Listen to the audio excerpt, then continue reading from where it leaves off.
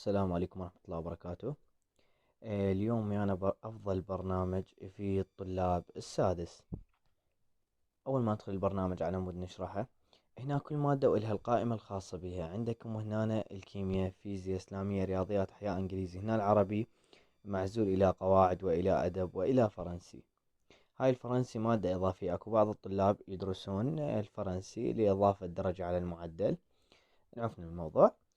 أول خلينا ندخل على مادة الكيمياء. بعد ما ندخل راح يطلع لنا أسئلة وأجوبة، تحديات، قوائم التشغيل، اختبارات، بحث متقدم، ملفات، حذوفات، توزيع الدرجات.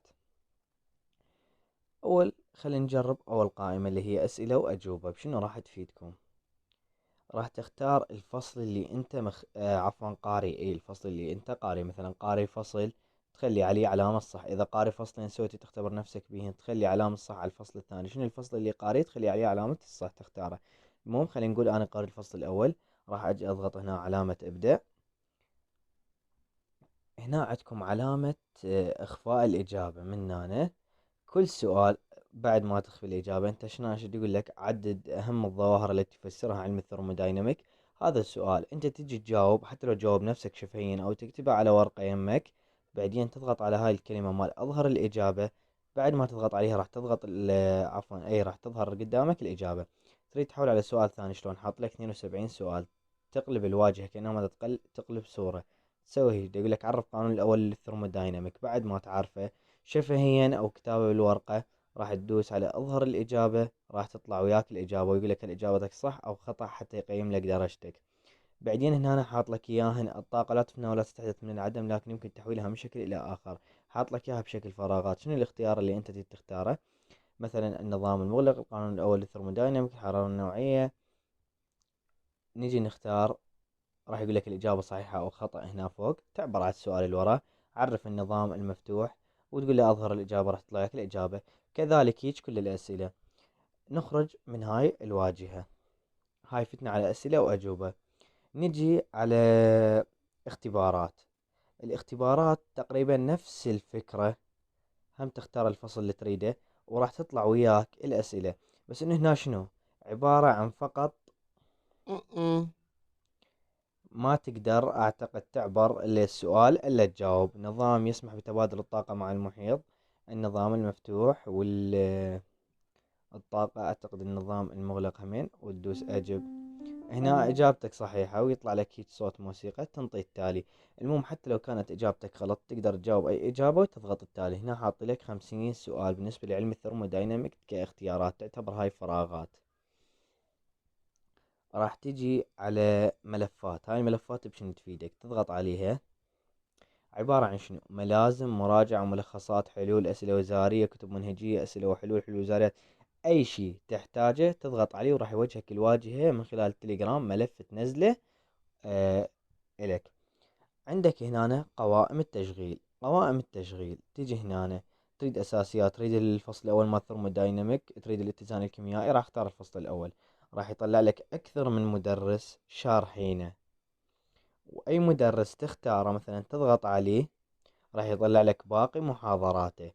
شوف كم مدرس قدامكم. يطلع لك كل المدرسين اللي شارحين هذا الفصل مال الثرمودايناميك حسب الفصل اللي انت تختاره.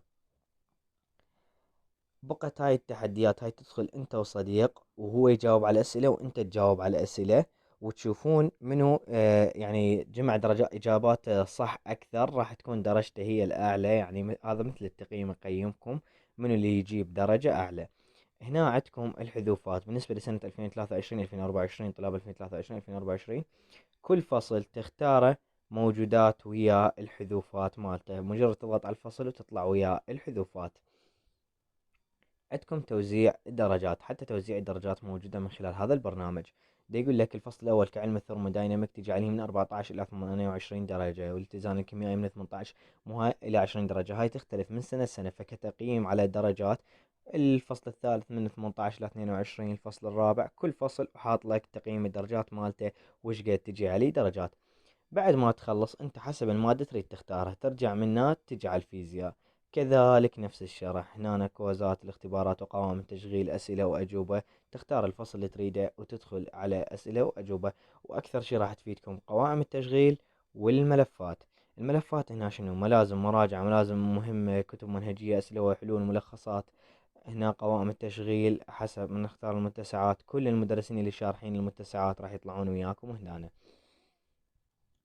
فاللي يريد يحمل هذا البرنامج راح اخلي لكم اياه برابط بوصف الفيديو. مجرد ما تطب راح تلقى الرابط مال البرنامج، تقدر تطب وتحمله.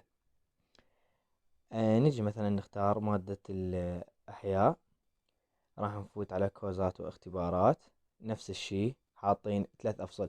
ليش أنا طالع لي 3 أفصل؟ لأن أول ما دخلت البرنامج قال لي اختار السنة الدراسية، أنا اختارت 2023 2024 اللي هي تضمن الحذوفات، فمطلع لي 3 أفصل. أنت لو تختار، لو أنت طالب 24 5 سنة 24 25 تقدر تختار عفوا من تختارها راح يطلع لك باقي الفصول هنا، لان احنا ندرس كسنتنا 2023 2024 على الحذوفات.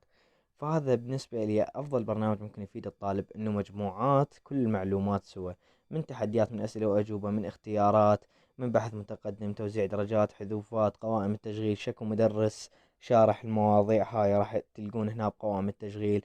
من ملفات، هاي الملفات تفيدكم من ملازم مراجعة ورسومات واسئلة وزارية، وزاريات، ملخصات، حلولات وزارية. كل هاي الأمور راح تلقونها بهذا البرنامج. إذا تريد تحمل هذا البرنامج راح أخلي لكم إياه بالوصف، مجرد ما تضغط على الرابط راح يحولك للبرنامج وتحمله بكل سلاسة. وشكرا.